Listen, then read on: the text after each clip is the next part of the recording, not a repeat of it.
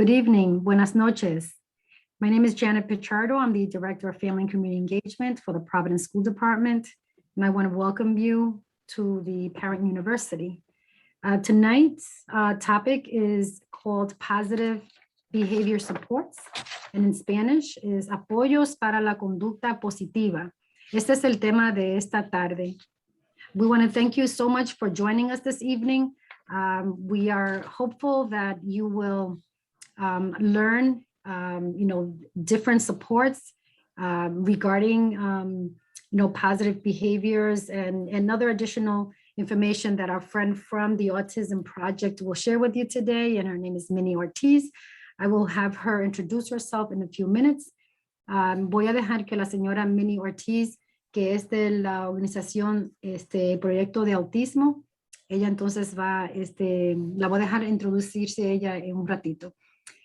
Right now, what I would like to do is actually share for our families that speak Spanish. We have Spanish translation this evening. I would like to share how they can access Spanish translation for this evening. And I will say this in Spanish. Para los padres que están en nuestra llamada de esta tarde, por favor, para que puedan acceder a la traducción y a la presentación completamente en español, por favor, si miran hacia abajo de su pantalla, van a ver el globo. Cuando presionan el globo, van a poder elegir la opción del idioma que es español. Es la única traducción que vamos a proveer esta tarde. Entonces, de nuevo, miren hacia abajo de su pantalla y pueden seleccionar usando el globo, presionarlo y entonces elegir la opción del idioma español. De una vez que haga eso, va a poder escuchar el intérprete, que todavía no está hablando porque yo estoy hablando en español.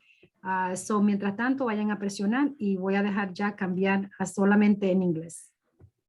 Okay, so before we get started, or before Ms. Ortiz gets started, I just wanted to go through some norms. And so you'll see on your screen, we have in English and Spanish, some basic norms, but also some information we wanted to share, basic information. So the presentation this evening will be a webinar format. You will not be able to see each other, only the panelists and the facilitator. The panelists will try to answer as many questions as possible during the course of the presentation. Microphones for all attendees will be muted unless the attendees raise their hand to ask their question live. And I will share a little bit more information in a few minutes with regard to that. The session will be recorded and posted in the district website. And here we are sharing with you the district website, www.providenceschools.org. Here, we want to demonstrate, if you look at the very bottom of your screen, you will see these icons. You will see the Q&A, and the Q&A basically means questions and answers. Here, you can actually write in your question, and the panelists will be able to respond live, or response will be provided in your Q&A box. So when you enter your question, we are able to view your question and we will be able to answer the question in writing, or again, we will read the question out loud and allow the panelists to go ahead and respond. At the very bottom, you'll also see a raise hand icon. So this little hand, basically when you press the raise hand, you will be able to ask your question out loud. And so once you do that, we will be able to call your name based on the name that you have on your video, and we will ask you to unmute yourself. We are not able to unmute you, so we will be asking you to unmute yourself. If you have to ask the question in Spanish, that is fine. I will go ahead and translate the Spanish to English so that Ms. Ortiz can answer the question. And then finally, again, the chat feature that you see at the bottom will not be available. However, we will utilize the chat feature to include any quick announcement, including later on where we will include a link where we will ask you to please participate in the evaluation that we would like for you to complete. And if there is any other resource that maybe Ms. Ortiz would like to include, so that you can have access to it right away, that will be possible as well. And again, she will try to answer as many questions as possible. And finally, we will have some giveaways later on at the end of our session here. And so, item number 1 will be 5-pack of Roger Williams Park Zoo tickets, basically free admission for 5 individuals. Also, item number 2, a Walmart gift card of $10. And also, finally, a Sneaker Junkies gift card for $50. I'm going to start sharing, and I will have Ms. Ortiz share her screen. Using my screen, hopefully. There you go. Can you see it? Yes, we can. Okay, perfect. Oops, I went forward. All righty. So, all set? Hello, everybody. Good evening. Thank you so much for joining us. My name is Minnie Ortiz, and I am a family support specialist at the Autism Project. I should say I am the bilingual family support specialist at the Autism Project, and I'm also the parent consultant at the Children's Neurodevelopment Center out of Hasbro Hospital. I have been with the Autism Project for about 5.5, almost 6 years, and it has been a very, very rewarding job. My role is to provide support, resources, and information to families that have children that have either autism or any kind of difference in development. And today's presentation is going to be about positive behavior supports. And the question is, why? Ask why.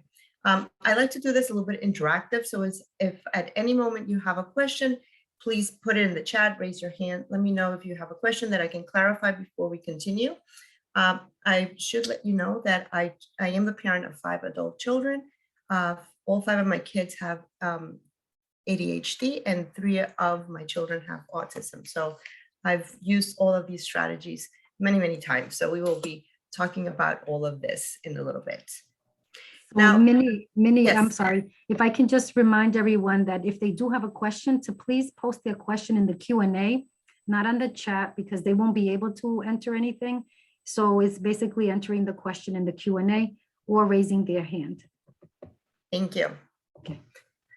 So today we're going to understand a little bit about how autism spectrum disorder and other neurodevelopmental challenges can lead to what we may call or perceive or feel as challenging behaviors. And we're also going to discuss what kind of interventions and supports we can put in play to mediate or reduce those challenging behaviors. Because I am from the Autism Project, we always kind of introduce autism into our trainings.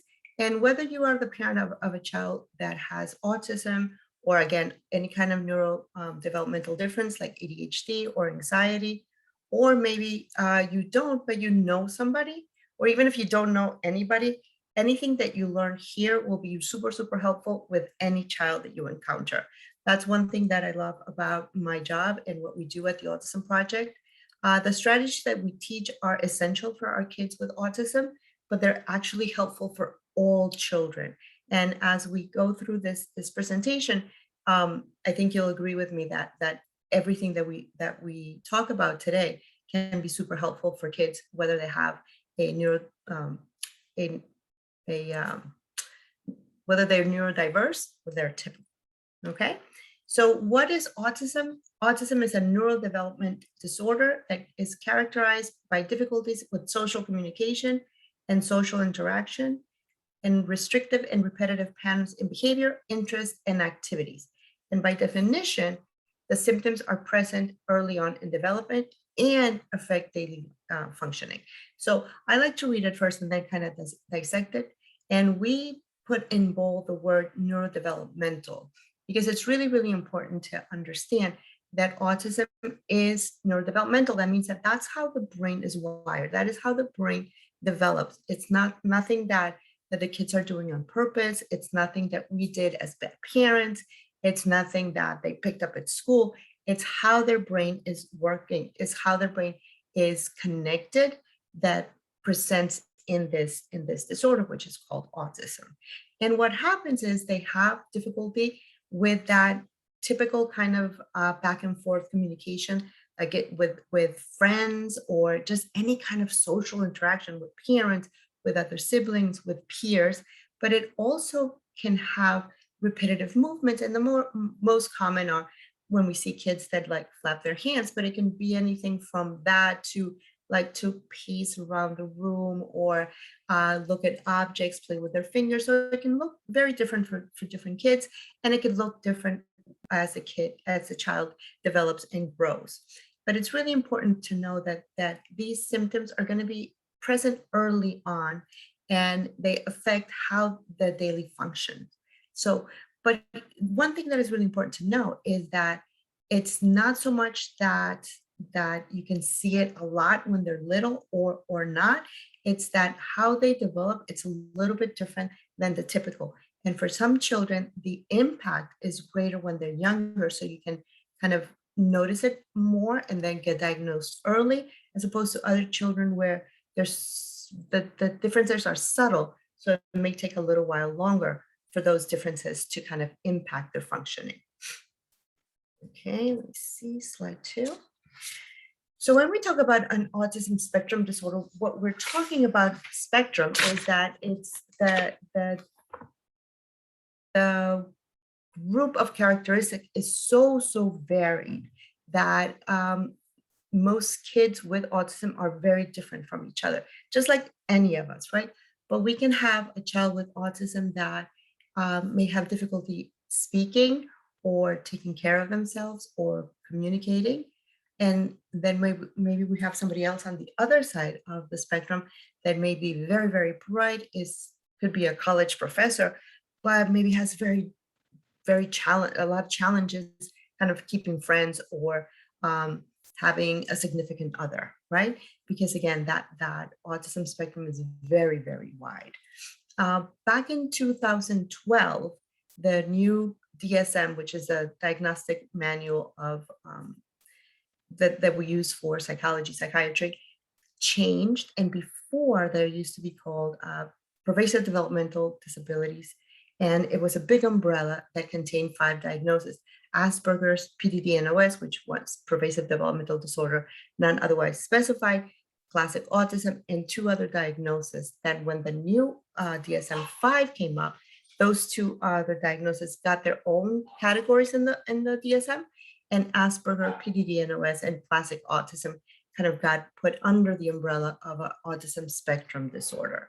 And now what they did is they kind of gave it levels: level 1, level 2, and level 3. Level 1 is kind of like Asperger syndrome, which that's where you would have maybe the kids that have more communication abilities, but they may struggle with that social reciprocity, social connections, and maybe those repetitive or restrictive interests. And then we have level 3, which is maybe where we see a child with autism that has more need for support. So the child may have limited communication abilities, may not be able to speak, may need constant supervision. And then we have everything in between. But wherever the child lands on that spectrum, there are 3 key areas of challenge, which is communication, both verbal and nonverbal. So again, the verbal, what we say, the nonverbal is everything else, right? How we place our body, how we use our hands, the expression of our face, the tone of our voice, the volume of our voice. All of those things are nonverbal, even though it's voice, right? But those gives us a clue into what those words mean. And that's why for some kids, humor can be challenging, sarcasm can be challenging. They may not be able to differentiate between a joke or being made fun of, or even if they can figure out the joke, they may not know whether it's malicious or it's just banter. So that can be very challenging because again, that tone of voice can be challenging. There was a study done that the way we communicate feelings and thoughts, only 7% of what we say with words is the message that we're sending.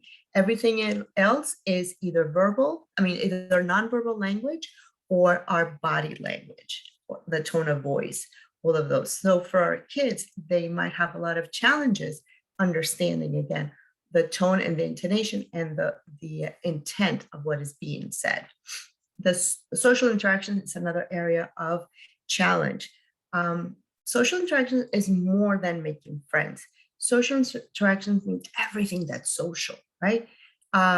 Understanding what other people's faces mean, understanding people's feelings, understanding my own feelings, understanding what my face is saying to you, understanding those kind of like unspoken rules, that hidden curriculum, right? The things that nobody teaches us, but everybody knows. The things that most kids learn by just being exposed to a situation, right? Kids naturally learn in the playground, they observe, they figure out what's appropriate, what's not appropriate. Maybe they got in trouble, they learn from that, they don't do it. Maybe they saw somebody else get in trouble, they don't do it. That's kind of like what we're talking about social interaction. There's so much to being social, right? It's that ability to kind of perceive what's going on and figure out, based on our education, based on our experience, what we've been taught, our background, what kind of decisions to make socially. But if we don't have that ability, some people call it like a social radar, to kind of pick up on those clues, we're going to make mistakes because we may not know what the expectation is. And for a lot of our kids, that social interaction piece can be very, very challenging. There's a myth that kids with autism don't want friends or don't need friends. It's not necessarily that. Again, the spectrum is very wide.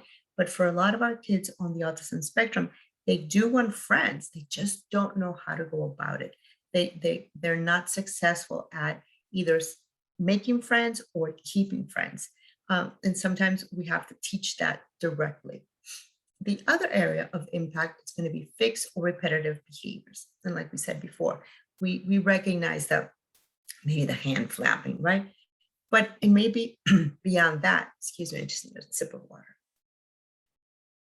And maybe beyond that, it may be, again, movements, maybe rocking back and forth, but it can also be fixed interests where the child may only like certain things to play with or to be entertained by or to be curious about. And it's really, really challenging to get them to do other things that they don't really care about, whether they're on one side of the spectrum or another side of the spectrum. That can be an area of concern. And what it can look like, a lot of the families that I work with when we're trying to talk about the behaviors, is they don't like to do things that they don't like to do, right? Like, when do you see a meltdown or a blow? Oh, when I tell them to do something different, or when I tell them to do something that they don't like to do. And but why is that meltdown? Well, because part of the diagnosis is to have those fixed and repetitive behaviors, right? So it's really, really challenging to be interested in things that we're not interested in. And we're going to tie that up in a little bit. So one thing that I do want to let you know is, for most diagnosticians, they don't give levels right now, especially for younger kids, because we do not know what the future looks like. They don't know what the response to intervention is going to be. So for most kids that are diagnosed at a young age, levels are not assigned. For adults, that's when you can assign a level, because the level 1, 2, and 3, it's not necessarily that they have a little bit of autism or a lot of autism. It's that the level of support is going to look different. And when they reach adulthood, we can see what level of support they may need. And that's when they may assign the level 1, 2, or 3. But when they're little, we really, really don't know. And there are so many interventions, so many therapies and things that we can put in place to help that development and to teach directly to their learning style, that they can make great progress. So just in case anybody is in the midst of getting a diagnosis or knowing about somebody who is in the midst of getting a diagnosis, we always want to know, what did they say? And just so you know, usually levels are not assigned. So when we're talking about behaviors, and autism is a condition that is diagnosed by looking at behaviors, right? So typically we're looking at maybe like challenging behaviors, right? Like repetitive actions, self-stimulation, stims, right? Maybe a child just completely shuts down. Maybe they become aggressive. Maybe they become aggressive towards others or towards themselves, or they simply don't want to do anything. Or maybe they hurt themselves or hurt others. Or some kids just either cry or completely shut down. Now, we can look at it as autism, but we can also kind of expand it to all typical kids, right? These are the kinds of behaviors that when we see them, whether the child has a neurodiverse diagnosis or not, or maybe they're just a little different, or whether they're completely typical, these are all behaviors that we recognize, that we've seen either our children do or other children do, or maybe we remember that we did them as kids, right? So we can look at that behavior and do the age old, just stop it. Or we can try and think about what can be causing all of these behaviors, right? There's so many reasons why this could be happening. It could be sensory challenges. For a lot of our kids with autism, there's also this sensory integration disorder that goes along with it. For most of our kids, that means that how they perceive all the stimulation that is coming from the outside, their body may not be able to process it in a typical way. So they may be overwhelmed by sights or smells or sounds, or they might be looking for all that stimulation. That might look like kids that put a lot of food in their mouth, or that they're always touching the walls or crashing against the wall, or they like to jump and throw themselves on something heavy. But again, we can look at it through the prism of autism or the prism of just neurotypical kids. We see those behaviors. It could also be self-regulation challenges. And what I mean by self-regulation is our ability to kind of moderate our energy, right? And use the right amount of energy for the situation.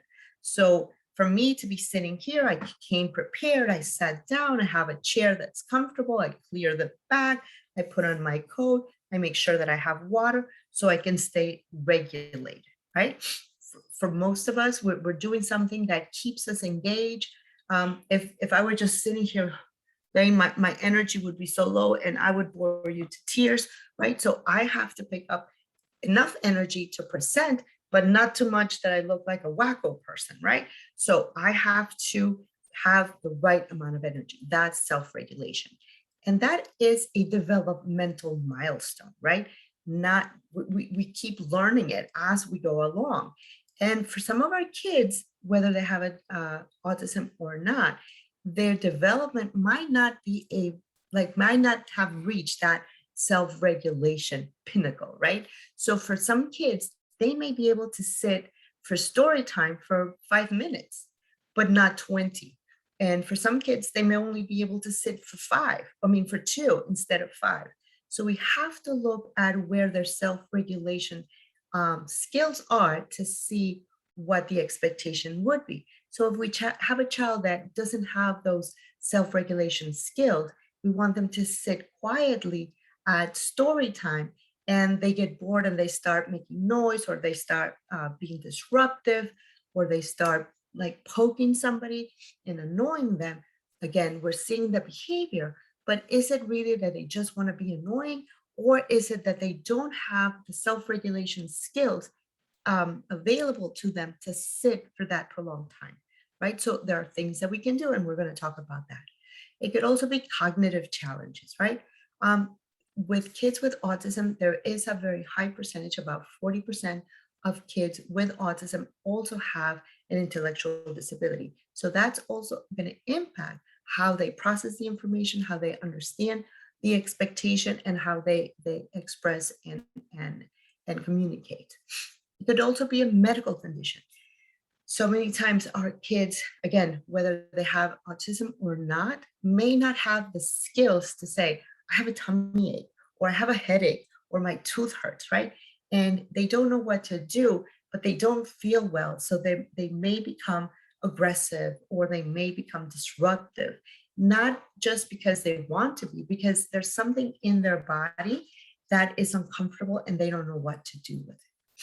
Then there's also social skills challenges. Again, what is that hidden curriculum? What is the expectation? What am I supposed to be doing? Do I have the skills to say, can I borrow that toy, right? So many times, and it happens like I did it myself with my kids when they were little, right? They're both fighting over a toy. What do we do with the toy? Okay, if you guys can't play nice, I'm gonna put this toy away. And we put the toy away, but we really didn't tell them what to do next time, right? So maybe they're fighting because they don't know how to ask for a turn. Maybe they're fighting because they don't know how to say, hey, hold on a second, it's my turn right now. I'll give it to you in 5 minutes. So they may not have those skills yet. So how do we build on them? And it can also be communication challenges. So many of our kids with autism, some of our kids do not have the ability to speak. Some of our kids with autism that have a very, very high vocabulary, very, very verbal, very good communicators. When there's a situation of stress and anxiety goes up, the skill level goes down. So that ability to communicate may be lowered, right? So they might not be able to say something. Or maybe we didn't ask the right question. One of my colleagues' son got in trouble because he was taking a break at school, and while he was walking the hallway, his PE teacher asked him to help him move some benches. So he went into the gym and started moving benches and started helping the PE teacher. Then they're looking for this boy. Nobody can find him. School lockdown. Finally, they find him, and it's like, you weren't supposed to be here. You were supposed to have a break. They took away the break. Goes to the principal's office. Mom gets called in. Takes him home. Later, when things are calming down, mom asks, well, where were you? Then he says, well, the PE teacher asked me to help her with the benches.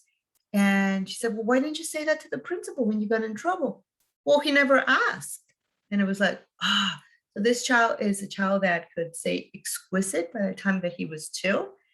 But in a time of high anxiety or commotion, his ability to communicate lowered, and nobody asked him the right question. So we could see where that communication challenge happened, right? But sometimes for our kids who don't have autism, communication challenges can also arise, right? Maybe I'm a little bit hesitant. I don't know who to tell, or snitches get stitches, right? Or any other reason that could happen that they don't communicate what's going on and they might just act out. So for us, we always say like, okay, we're looking at the behaviors, we're looking above the level of the water. We can only see the tip of the iceberg. What is underneath it? And sometimes we have to become detectives and really, really think about that so we can understand why they're doing the things that they're doing. Any questions so far? We do have a question in the Q&A Okay. by Rosaria. The question is, how early can you know when a child has symptoms of autism? Well, one of the things that we always say, the medical profession has been going away from, let's say, red flags of autism to more like, what does typical development look like? That way, when we see something that's not typical, then we can start thinking, well, what may be going on, right? So maybe a typical milestone is that most kids walk between 9 and 18 months, right? That's typical. So if a child walks before 9 months or after 18 months, that is different. That is atypical. So then we can start asking the question, well, why isn't the child walking, or why did the child walk so fast? There are other milestones that we can look at. Let's say some of our kids can maybe start saying the whole alphabet by the time they're 2. And we're like, whoa, or math before they're in preschool. And we can think like, whoa, this is amazing. Yes, but it's also atypical. So what else could be going on? So we have to start observing. So again, if we look at those typical milestones, if our kids don't reach them or they reach them too soon, that's when we start asking the question, well, what else could be going on? And the first line of defense is always your pediatrician. So you can bring it up to the pediatrician. There's also really good, there's a really good app from the CDC, the Center for Disease Control. It's called Milestone Tracker. They have it in English, they have it in Spanish. You can get it for an iPhone, you can get it for an Android. And what it is you put your child's name, age, and then it gives you all the milestones that they should have reached by that age. And it even shows you videos of each milestone. So in case there's something that they're not meeting, it'll give you kind of like a warning. And then at the end of that sequence of questions, it can give you a printout, and also you can have it emailed to your pediatrician. That way the pediatrician also knows if there are certain milestones that haven't been met or that they are being met too fast, and then they can start kind of paying more attention to that development. And there are certain tests and kind of assessments that the pediatrician can do in office to kind of raise concern and see what else can we do. Because the sooner we can put in place supports, the better the outcomes. And word of warning, if the child has a delay, it doesn't mean they have autism. It just might be a delay that with the right interventions, boom, they meet their other milestones. My niece, when she was about 4 months old, couldn't raise her head, right? So we used the Milestone Tracker, and it said just to increase tummy time. So we would put her on her tummy, put some toys, and then she started exercising her neck. By the next pediatrician visit, she was caught up. So sometimes a delay is just a delay, but it's good to know so we can do things to help promote that development. And then we have another question that came. There was one more that came in. It was in Spanish. It says, "Hay un número o contacto que uno puede llevar o llamar, I think, is al niño para que le hagan una evaluación para saber si es autista." So, is there a number that you can call to have your child evaluated to see if, and determine whether or not they are autistic? So the best, like I said, the best start is the pediatrician. The pediatrician can do some assessment, and anywhere that you go to say to be evaluated for autism, for the most part, you need a pediatrician referral.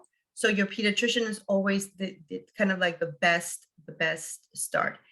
If the child is under 3 years old, you can also call early intervention and then can support you. If they're over 3, you can call your school department, and child outreach can also kind of help you out there. Okay. So when we talk about behaviors, the typical way that we address typical behaviors, right? Whenever we see something is our traditional way of parenting is either we use token systems, we give times out, sometimes we reward, we bribe, or we impose consequences, right? But these systems really put the responsibility of problem solving on the child. That, as we said before, the child that may not have all the skills they need to behave in the way that we're expecting them to, right? So, but this is how traditionally we've parented our kids, me included. So these are traditional, and there are proactive ways of looking at behavior, right? So we can do things before the behaviors happen to prevent them. So if we have a child that we know has a lot of energy, maybe we can impose a sensory diet, and OTs are your best person to consult on a sensory diet. But most kids need some sort of movement, right? Sometimes they get antsy, they need to play, they need to do things outdoors. So the more we can encourage that, even if it's nothing specific, but just give them time and space to move around, to just be free, as my kids would say, right? Run around, get wet, get dirty. All of those things can be helpful. If we can have a communication system, right? Again, for our kids that have autism, that is crucial because, again, if they cannot express that they're hungry or they're tired or what they want to eat or how to let you know what they need, If we can give them a communication system, it will be helpful. But for our kids that don't have autism and just typical kids, communication systems are also really helpful, right? How do we say, you know what, I've had enough? Like sometimes our kids don't have those words, or maybe we can give them a card that says time out, right? I need a break. And we're going to be talking more about that. Also, we can put in place social and academic strategies, right? So for our kids that maybe they don't know how to interact, how to ask for a turn, we can teach them that. We can work all of that language into what we do with them all the time to model it so they can utilize it during their day. And then we don't see those behaviors as much, right? Because if I know how to share my toy, or if I know what to say when somebody takes my toy away, it may prevent me from just whacking my little friend over the head because they took my car or they took my toy. And then for some of our kids that have maybe autism or ADHD, sometimes there are therapies that can help. Again, social skills therapies, occupational therapy, speech and language. And for some of our kids, medication sometimes can be helpful. I see 2 more questions. Are they appropriate now? Yeah, so we have a comment and a question. So Angel had wrote, that's true for a child that has any disability, it's the way that you ask the question. She says that her daughter is also developmentally delayed and has many other issues, but is learning to do good in school currently. So that was a comment by Angel. And then we have a question from Moan. If a child has been diagnosed with ASD and once they start showing significant improvement, should we evaluate them to find out if they still are in the spectrum? If so, how often do we typically evaluate them? Well, here's the thing. Autism doesn't go away. Autism is a lifelong developmental disorder, right? But what happens is that we have to teach to their learning style, and they're going to be learning a lot of skills. What I learned is that just like anything else, right? The tools that we give our kids are what's going to help them become as independent and as successful as they possibly can be in life, right? So I have a daughter who wears glasses. Without her glasses, she can't see past her hand, right? Past 1 foot, she can't see. With her glasses, she is completely independent. When she's wearing her glasses, she still has poor eyesight, but it's helped by glasses.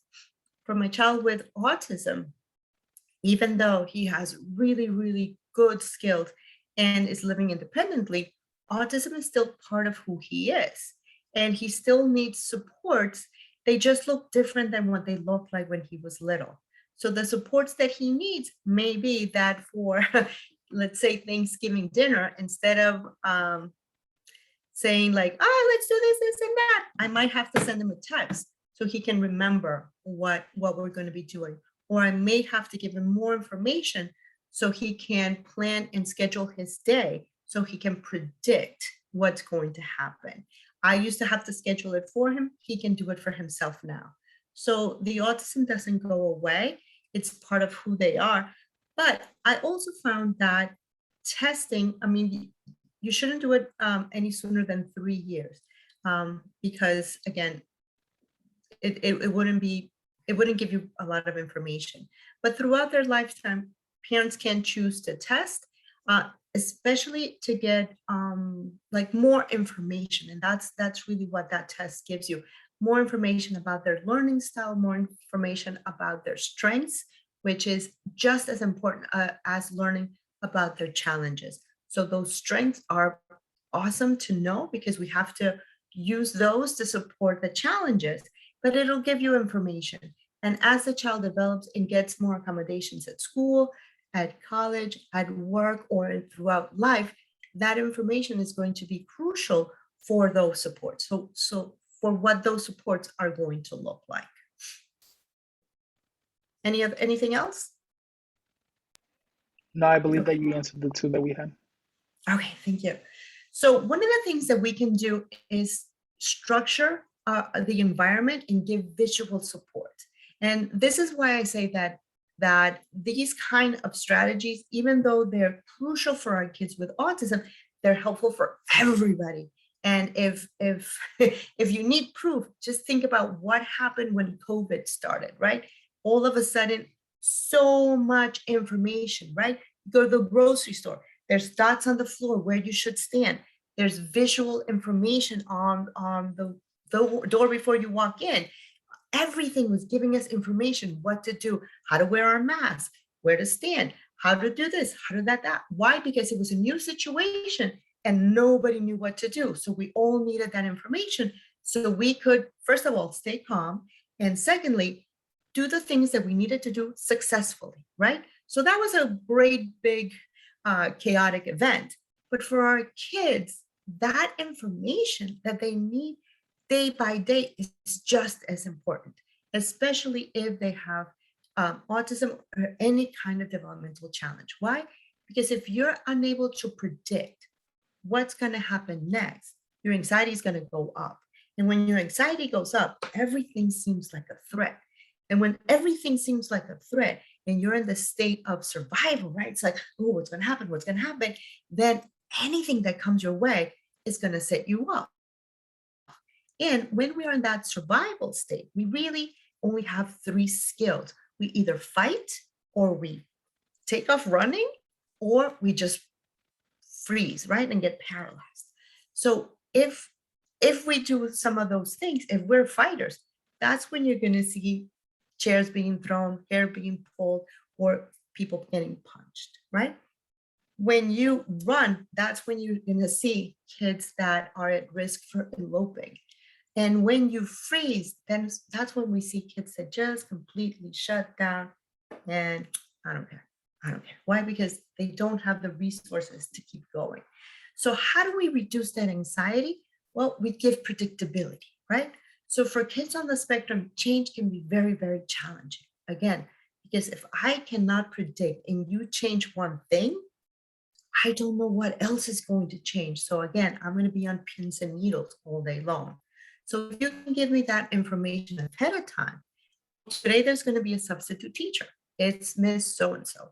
She's going to be here for one day, and then tomorrow your regular teacher comes back. If you have a question or something is difficult, you can ask Miss So-and-so about it, or just give them the information that they need so things aren't so new and kind of scary, right? We establish routines, but sometimes I hear from parents, and I also thought it myself, it's like, I don't want them to be rigid. But routine doesn't mean rigid. Routine means that I know what to expect. I know what's going to happen, right? So in a routine, like if you have a morning routine, you know where your shoes are going to be, right? So when you're getting ready for school, you don't have to start looking under the couch, under the bed, or wherever, because you know where your shoes are. That means that you're dressed on time. That means that you know where everything is that you needed, because that routine was set. And again, it's not that it's rigid, it's that we just follow things, right? So if we have one concern that we all have, right, is maybe our kids leave their backpack in the middle of the floor and it's like, well, if you give them the routine of when you get home from school, here's a hook, this is where your backpack goes, that's the routine, then you won't have the backpack on the middle of the hallway. Therefore, nobody's going to trip over it. Therefore, nobody's going to have to be upset. Therefore, there won't be so many bad behaviors, right? Because then I don't have to scold you. You don't have to get defensive. And brother who tripped over your backpack doesn't have to get mad at you. Other things that can be really helpful is rehearsing new activities, both verbally and visually, right? What might it look like if we're going to the park? And one thing that I love to say is behave. What does behave mean, right? So let's rehearse what behave. So when we go to Nana's house and I asked you to behave, I mean, don't jump on the furniture, don't eat all of Nana's cookies, right? Like the things that you are expecting from them, instead of don't do this, don't do that. Because for a lot of us, not just kids, but for all of us, right? If I say don't jump, okay, I'm not jumping, but what about skipping? What about running? What about hopping, right? So for some kids, they can make that inference. So if we give the expectation, if we plan ahead, if we just give more information, they can be more successful because now they know what to do. Also, we can provide those organizational tools, right? Maybe a checklist for what they need to do. Minimize distractions in their environment so they know what to do. Like I said, put the backpack here. Just giving them structure can go a long, long way. And sometimes when, especially for myself, when I saw this, I'm like, oh, that's a lot of work. But think about it. Doing this, it's kind of work that you have to do ahead of the game. But I would rather spend 10, 15 minutes pre-planning, right? Than half an hour dealing with either the drama, finding the shoes, getting the anxiety, or as I would say, like by the time we got out of the house to go to school, everybody was in a dizzy, everybody got yelled at, nobody could find a shoe. And I dropped my kids off in the morning, and what do I say? Have a great day. How are we, any of us, going to have a great day when we're all stressed, right? So structure and organization goes a long, long way. Let's see. Schedules can be very, very helpful. And what does a schedule look like? It can look like anything you want. It can be vertical. It can be with pictures. It could be digital. It could be on your phone. It could be a piece of paper. Anything that just answers the question, what comes next? What is going to happen in my day? And if you see the schedule that I put here on the screen on the right, it doesn't establish hours. So you don't have to wake up at an exact hour.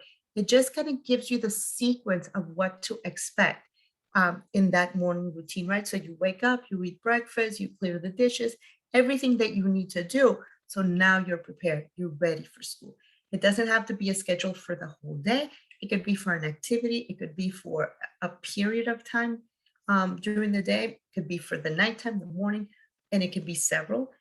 The trick is giving information so kids know what to do, what comes next, and they don't have to keep asking you, and they can have some ownership over it.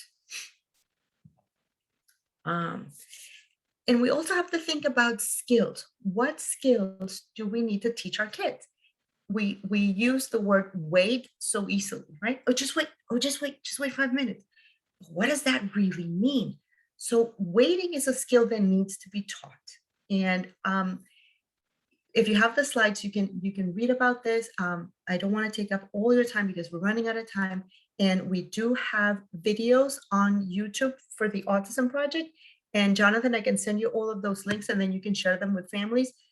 We have videos, really short YouTube videos in English and Spanish, how to teach wait, how to teach first then, how to teach those skills that our kids need to be able to be successful. Again, we assume that everybody understands the concept of wait, but not necessarily. Wait means not right now, just in a little bit, but especially for our kids with autism, that might not be just automatically learned. Another skill then is super important to teach is how to take a break. Again, we all assume that we know when to take a break, but think about it. To be able to take a break, we first have to know what we're feeling, right? I'm feeling exhausted. I'm feeling overwhelmed. I'm feeling upset. I'm feeling whatever it is that I'm feeling. I need to recognize what that is. And I also need to know what to do when I'm feeling it, right? So if I'm upset, I think I need a break. Okay, I'm going to take a break. What does that break look like, right? Who do I tell I'm going to take a break? If I'm at work, I just get out of my office and walk around my building and I'm all set. But if you're a child in school, what do? Do you just walk out? You can't do that. So we really need to teach our kids how to take a break, how to recognize that they need a break and what they can do when they're on break. Also, asking for help. Again, a simple concept that not a lot of our kids know how to access. Even for myself as a mom, it's like, no, I can do it. At the Autism Project, once I got a diploma, like a little certificate, Minnie, you asked for help. Why? Because I never asked for help because I thought I could do it all by myself. Realized that I couldn't, right?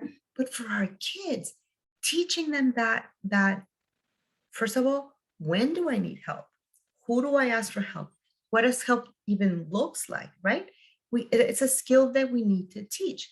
Again, when we see those behaviors, chairs flying over the room, hair pulling, it could have been solved by the child knowing, Mom, can you help me? So-and-so took my toy, or something along those, right? But if I don't know that when somebody takes my toy, I can ask for help. I can use a help card to tell you that I need help, as opposed to going and grabbing it again from the child that took my toy, or grabbing that thing that I want. If we have those skills, we can reduce those behaviors. The other thing that's super, super important is understanding the intent. The intent is so important. This to me was one of those things that blew my mind, right? Let's say a child pushes another child. What do we think? Oh my gosh, did you see that? How mean, he just pushed them. Well, maybe it was just being mean. Yeah, kids are kids, right? Or maybe the child was bothering him. And again, he didn't have any words to say, can you stop? Get out of my face. I'm done with you. So my solution might be, I'll just push you, right? So what is the intent? Was the intent to hurt, or was the intent to kind of get away? Was the intent to look for space? So we have to kind of, again, become detectives and think about what the intent is in the most positive way, right? So maybe the child was trying to get away from this other child, but didn't have the skills. So instead of saying, don't push, we can teach. When somebody is in your space, in your face, you can say, stop. I don't like it when you do this. Or you can say, Mom, help, or teacher, help, right? So we can teach them those things, but understanding the intent is going to be really, really important. If you have somebody that's always tugging at you, you're like, oh my gosh, this kid, man, all they want is attention, right? This is what I'm perceiving, because it's kind of annoying. But if I look at the intent, I can look down and say, this child is struggling. This child is really, really asking for my attention. So then my shift goes from making her stop to how can I support? What can I do to be helpful? And to me, that's why this changed so much, because instead of just trying to annihilate the behavior, trying to understand it, and that way put in place the supports that they needed, became a much, much better way, both for my children and myself. And this understanding intent works with kids, typical kids, kids with disabilities, family members, work colleagues. I mean, it's the game changer of them all, because again, just that natural thought that people are doing it just to be mean or for negative reason, it puts us in a place of, I must extinguish. Whereas we kind of put on glasses of more understanding, it puts us in a place of, let me understand why they're doing that. And then we can go about it in a different way. Meltdowns. We've all seen this, right? Whether we have a child with a neurodiversity, or a typical child, or just us, never in the history of humanity has anybody calmed down by being told to calm down, right? That just makes us even more anxious. So for a meltdown and a tantrum is different. A tantrum is kind of being upset because I didn't get my way. A meltdown is an inability to process all the information that's coming my way, and I don't have any way to express it, but either an explosion or an implosion. It can be for the same reasons, but again, the intent is different. The meltdown for kids with autism, and sometimes we just have meltdowns, all of us, right? It's like it becomes too much. It's not so much about getting my way as an utter inability to kind of process everything, because we're in such a high state of being overwhelmed. So the things that we can do is just keep the person safe. You're not going to manage it. You're going to support, right? So we need to keep the environment safe. We need to reduce language. And we need to, let me just skip through this. Oops. We need to increase personal space and reduce stimulation. One of the things that we tend to do when we see a meltdown is, are you okay? What can I do? And when we're trying to be helpful, right?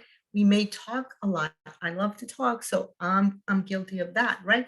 But what we need to do is kind of give space, protect them, and reduce stimulation.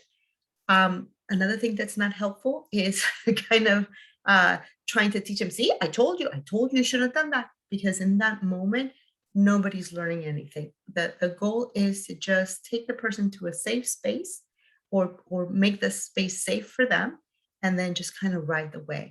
We need to increase visual supports. So maybe like a help card or a break card, and reduce how much we talk. Right? So in the proactive strategies to support positive behavior is we need to be patient.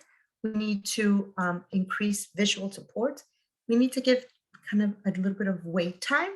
We have to take into account the challenges that each individual has, whether they have a diagnosis or not. We need to use these strategies that are preventative, maybe listen to music, fidgets, deep breath, all of these common strategies that we can use ahead of the meltdown or ahead of that big explosion. And then we also have to teach to the child's learning style, not the way I was brought up maybe, but in the way that my child processes information and learns. And I think I don't want to take too much of your time. And whenever a meltdown happens, one thing that is really, really important to do is to try and figure out, where did I go wrong? What did we miss, as opposed to it's the child's fault. And let's start thinking like, did they need more information? Did they need extra time? Did they need more support? Did they need a clear expectation? So it's kind of taking all those things into account.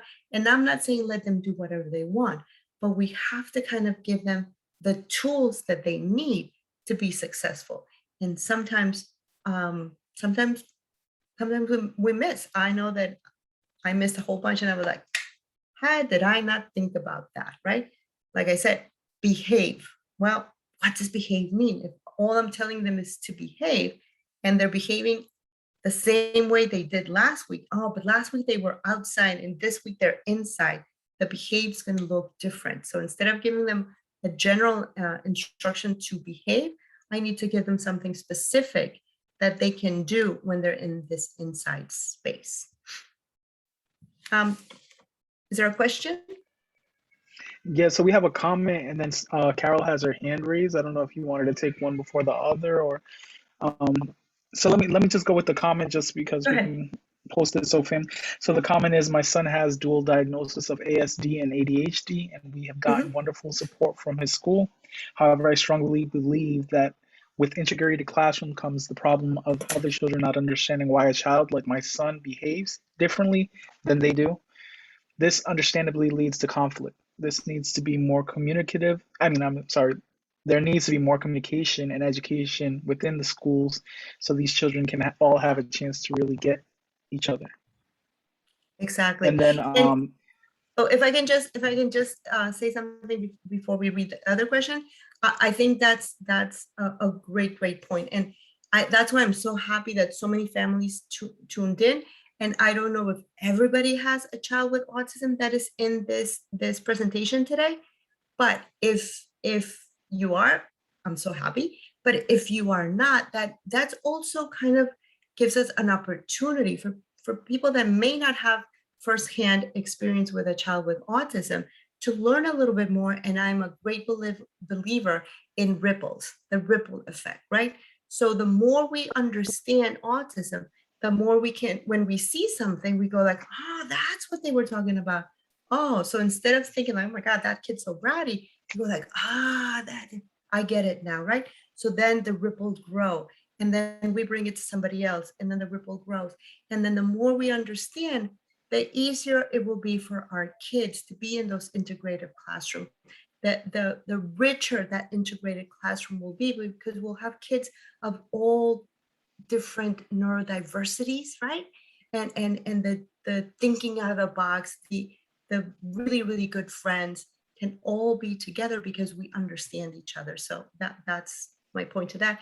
And then the point of the dual diagnosis, I always say that ADHD is the gift that keeps on giving. It usually doesn't come by itself. And a lot of our kids do have coexisting conditions. So you can imagine how challenging a day can be for a child with autism when they're dealing with the symptoms of autism, but also maybe ADHD, anxiety, OCD, some learning challenges, auditory processing, maybe some language challenges, communication challenges. So it's a great big constellation of things that may be impacting our kids, and the more support they can get in their school, the more successful they can be. And the last question. And then, yep. So this one's a live question. We have Carol that has Okay. her hand raised. So I'm gonna go ahead and unmute Carol. So Carol, if you can just unmute your microphone and ask your question.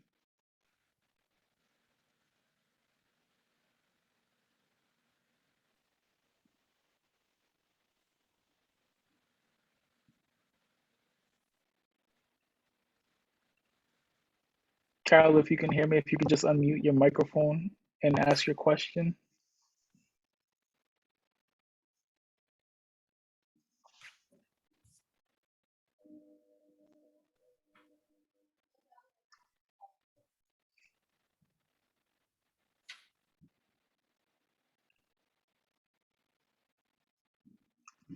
Yes, I'm not getting a response, so I'm not sure if it was just an accidental hand raise. Oh, it's okay.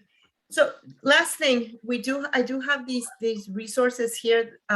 This is my favorite book, Uniquely Human. It's a wonderful, easy read by Barry Prasad. He is a speech pathologist from Rhode Island. He's originally from New York, but he lives in Rhode Island. And his book is amazing. He gives you really good information on what autism is in a very uniquely way. And it just gives you a lot of good advice and a good perspective. And it's, like I said, it's an easy read, but also if you have Audible, it's a free download as well, which makes it good. You can listen to it in the car. So if there aren't any questions, I thank you so much for this opportunity. I hope I gave you some good information. My email is minerva.ortiz@lifespan.org. If anybody has any questions, concern, please reach out and let me know. I'm always happy to connect with families. And I will send Janet and Jonathan the resources that we spoke about, the CDC, and I'll I offer something else that I don't remember. But I'll send you the CDC so you can post it, and if you remember, just let me know and I'll send it to you. And thank you everybody, and have a great night. Thank you so much, Minnie. I know that Thank you so much. there's a lot of information that you did share, and I know that it was appropriate and relevant for many of our families on the call. We actually have a consistent 52 families on the call right now, and so really excited about that and looking forward to hearing of their their opinion of this workshop and just the participation that we saw. Anyhow, kind of sends a good message that we need to invite you again. So thank you so much. Yes. And so thank you. I just saw that somebody wanted the name of the book again. The book is called Uniquely Human by Barry Prasad. So, and I'll send you that as well, and then you can share it with families. Have a great night, and thank you so much. Have a good evening. Thank you. Bye-bye. Okay, so we are going to now move on with our giveaways. We also have a workshop evaluation that we would like everyone that is on the call to please complete this evaluation form, and you'll see it on the chat. So please go to your chat icon at the very bottom of your screen, press the link, and what will appear is a list of questions. So please just take a few minutes. The questions are in English and in Spanish, and your feedback is going to help us again learn of your opinion regarding this particular topic.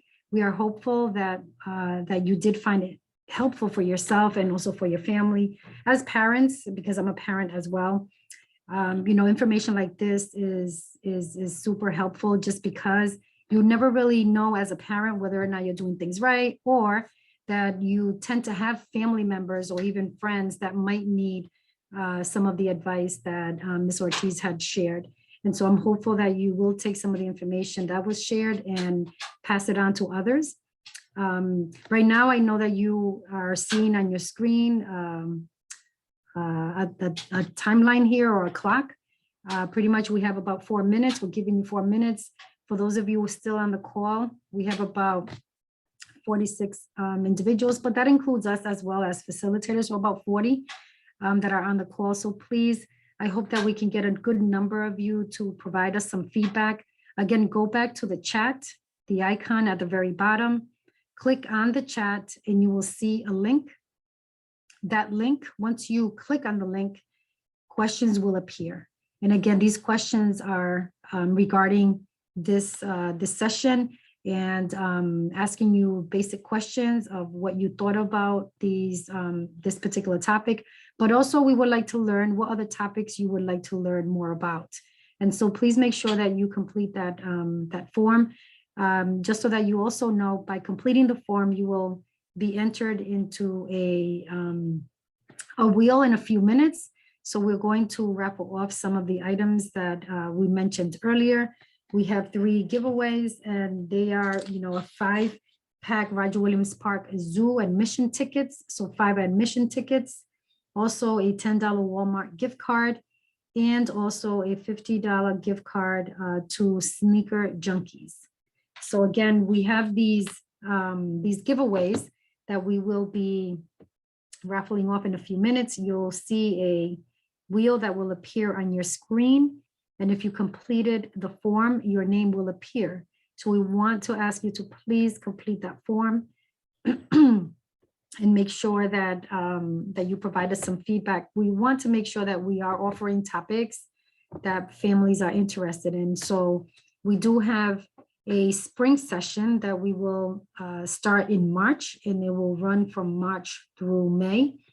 So your feedback will, help inform the different topics that we will choose to offer.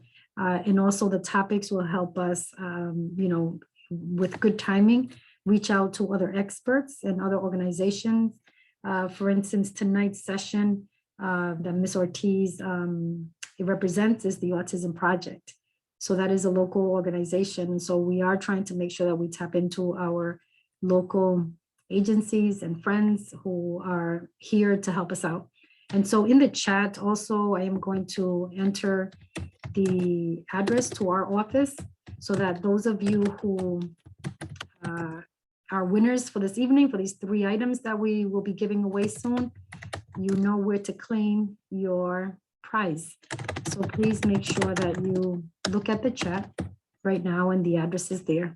So 379 Washington Street, that is the address where we're located. And again, the link is right above the address on the chat. So that way, again, you can provide us your feedback. And Jonathan, how does it look so far in terms of the number of folks completing the form? I'm pulling up the sheet now. Just give me a second. Can you hear me? Yes, I can. Mhm.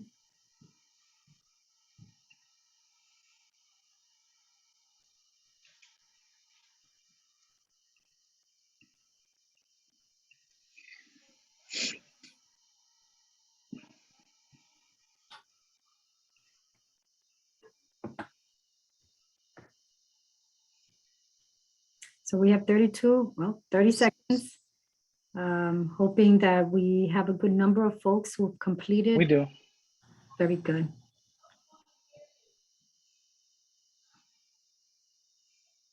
And again, just a reminder for folks, these sessions that we're offering, they are, right now being offered during the fall through the winter. And so our last session will be offered on December 14th. So we have 4 sessions that are coming up between next week and the 14th of December. And then we will be offering, our spring sessions beginning in March. So again, we're going to take your feedback, and that's going to help us out in inviting other experts to help us design the spring sessions. And so in a few minutes, those of you who participated by completing the evaluation, you will see your name appear on the screen. You'll see this wheel is going to go around. And we're going to start now for the first giveaway. And the first giveaway is the 5-pack Roger Williams Park Zoo. These are 5 admission tickets that are free. And so we are waiting to see who is going to be the winner. Okay, so Glenda Bernal, you are a winner for the free admission tickets, 5 admission tickets. Please look at the chat and make sure you write down our address. And please stop by as soon as you can, so that way you can access these tickets. And they do not expire. So just want to make sure that you know that as well. And so now for the next prize, we have a $10 Walmart gift card.